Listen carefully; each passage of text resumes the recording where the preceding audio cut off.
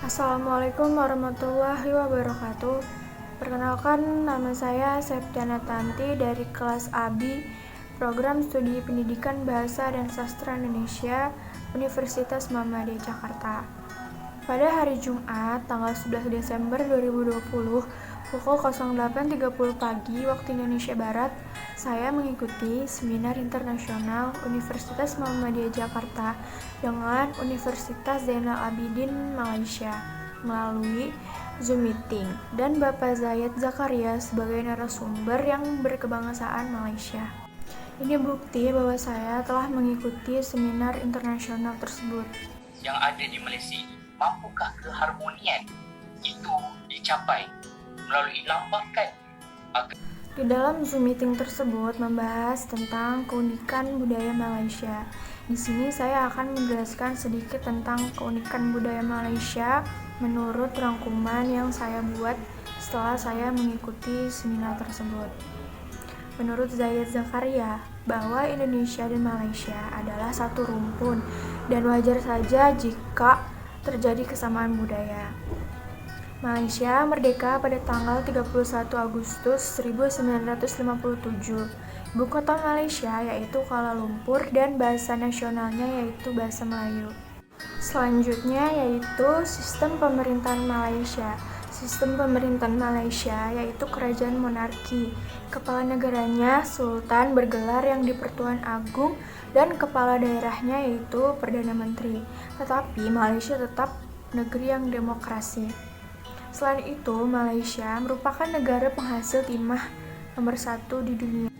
Di negara Malaysia terdapat berbagai macam agama, baik agama Islam, Kristen, Hindu, Buddha, dan lain-lain. Namun, yang mayoritasnya adalah agama Islam.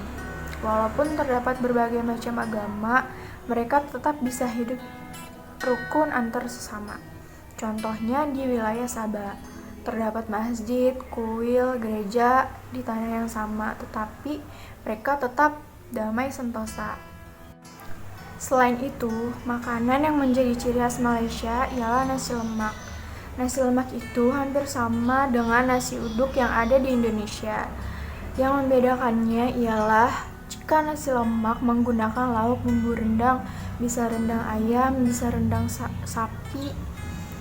Selain itu juga dilengkapi dengan sambal, teri, dan kacang. Bisa juga dengan telur. Lalu ditambahkan sayuran seperti mentimun. Berikut ilustrasi dari nasi lemak. Sedangkan nasi uduk, lauknya identik dengan semur jengkol dengan lauk tambahan seperti bihun, tempe orek, telur balado, dan sambal kacang. Seperti ini ilustrasi dari nasi uduk. Sedangkan minuman khas Malaysia yaitu es IBCD. Singkatan dari IBCD adalah air batu campur durian.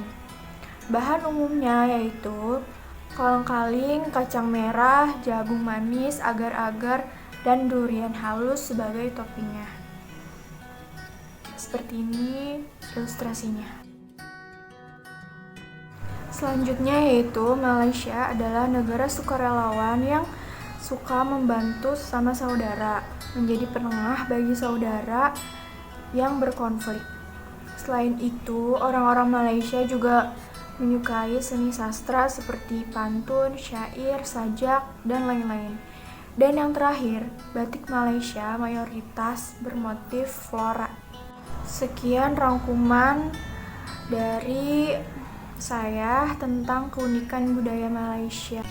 Pada hari Jumat, tanggal 11 Desember 2020, pukul 19.30 malam waktu Indonesia Barat, saya mengikuti seminar internasional antara Universitas Muhammadiyah Jakarta dengan Universitas Zainal Abidin Malaysia melalui Zoom meeting dan Bapak Ahmad Fadli, Bapak Lutfi, Saudari Pitaloka, dan Saudari Liana Melinda sebagai narasumber yang berkebangsaan Indonesia.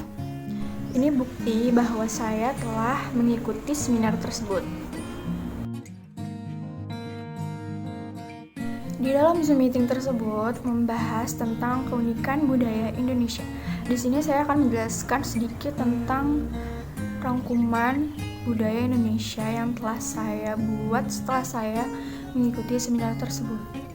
Jika Anda warga Indonesia, Anda wajib menonton video saya sampai akhir. Semboyan negara Indonesia adalah Bhinneka Tunggal Ika yang artinya berbeda-beda tetapi tetap satu jua. Makna dari berbeda-beda tetapi tetap satu jua ini adalah terdapat perbedaan suku, agama, ras, budaya di Indonesia tetapi tetap bersatu. Selain itu, untuk menyerap kata asing menjadi bahasa Indonesia dilakukan dengan cara adaptasi, dan penerjemahan. Tetapi yang sering digunakan adalah adaptasi. Adaptasi adalah pemakaian bahasa yang hanya mengambil makna asing itu, sedangkan ejaan atau cara penulisannya disesuaikan dengan ejaan bahasa Indonesia. Indonesia juga dikenal dengan destinasi wisata dunia. Selain itu, keunikan budaya Indonesia diantaranya ada wayang. Wayang terbagi menjadi dua, ada wayang kulit dan wayang golek. Wayang kulit berasal dari Jawa Timur, sedangkan wayang golek berasal dari Jawa Barat. Wayang dimainkan oleh dalang dan diiringi oleh musik gamelan.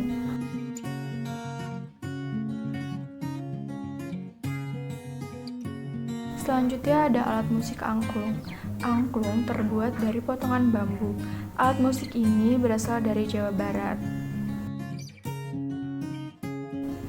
Kemudian ada batik. UNESCO telah menetapkan batik sebagai warisan kemanusiaan untuk budaya lisan dan non-bendawi sejak 2 Oktober 2009. Perempuan Jawa pada masa lampau menjadikan keterampilan mereka dalam membatik sebagai mata pencaharian. Kemudian ada keunikan tari tradisional Indonesia.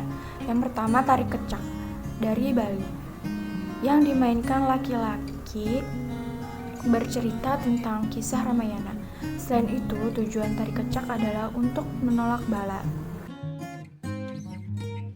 Kemudian ada Reog Ponorogo dari Jawa Timur. Dahulu pada masa pemerintahan Majapahit terjadi kekacauan yang luar biasa yang disebabkan oleh Ki Ageng Kutu karena marah terhadap istri Majapahit yang berasal dari Tiongkok karena memberi pengaruh buruk terhadap kerajaan. Akhirnya, Ki Ageng Kutu menggelar suatu pertunjukan seni reog yang berisi sindiran kerajaan Majapahit yang saat itu dipimpin oleh Kertabumi. Selain itu, Ki Ageng mengajarkan ilmu kebal. Kemudian ada Ratuh Jaro dari Aceh. Tari Ratuh Jaro adalah tari pendatang baru yang dikembangkan Yusri Saleh pada tahun 2000. Ratuh Jaro artinya berzikir sambil bernyanyi. Tujuan dari tari Ratuh Jaro ini untuk membangkitkan semangat perempuan Aceh. Selanjutnya ada tari Lenggang Nyai dari DKI Jakarta. Tari Lenggang Nyai diangkat dari kisah Nyai Dasimah yang kehidupannya berubah setelah menikah. Ia selalu dikekang oleh suaminya. Maka dari itu, muncullah tari Lenggang Nyai ini dari inspirasi kisah Nyai Dasimah yang memperjuangkan hak kebebasan perempuan. Yang terakhir ada tari Jaipong dari Jawa Barat. Tari ini merupakan penggabungan beberapa seni tradisional seperti pencaksilat, ketuk tilu, wayang golek, dan lain-lain. Kemudian ada keunikan pakaian adat Indonesia. Ada pakaian adat dari Jawa Barat yaitu kebaya. Pakaian adat dari Bangka Belitung yaitu baju setting dan kain cual. Selanjutnya ada baju bodo dari Bugis. Baju bodo dikenal sebagai salah satu busana tertua di dunia. Kemudian ada keunikan tradisi Indonesia. Pertama, tradisi halal bihalal. Halal bihalal ini hanya ada di Indonesia, dilakukan saat Lebaran Idul Fitri. Halal bihalal ini adalah tradisi saling memaafkan. Kemudian ada dugderan dari Semarang. Tradisi dugderan ini untuk untuk menyambut datangnya bulan suci Ramadan. Kemudian ada tradisi debus dari Banten, mempertunjukkan kemampuan manusia yang kebal terhadap senjata tajam, air keras, api, dan lain-lain.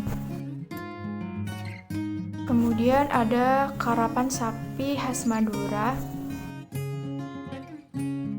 Lalu ada makanan tradisional khas Indonesia. Yang pertama ada rendang. Rendang ini adalah masakan daging dari Minangkabau.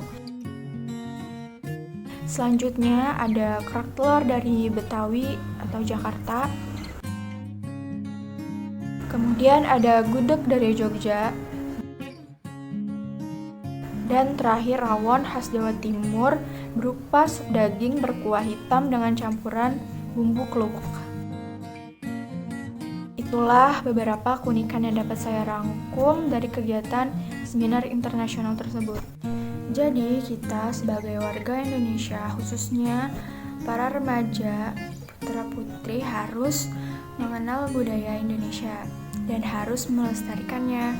Kita harus bangga dengan bangsa Indonesia dengan mencintai produk lokal dan menjaga persatuan. Terima kasih. Sekian dari saya. Semoga dari video ini dapat menambah pengetahuan Anda. Wassalamualaikum warahmatullahi wabarakatuh.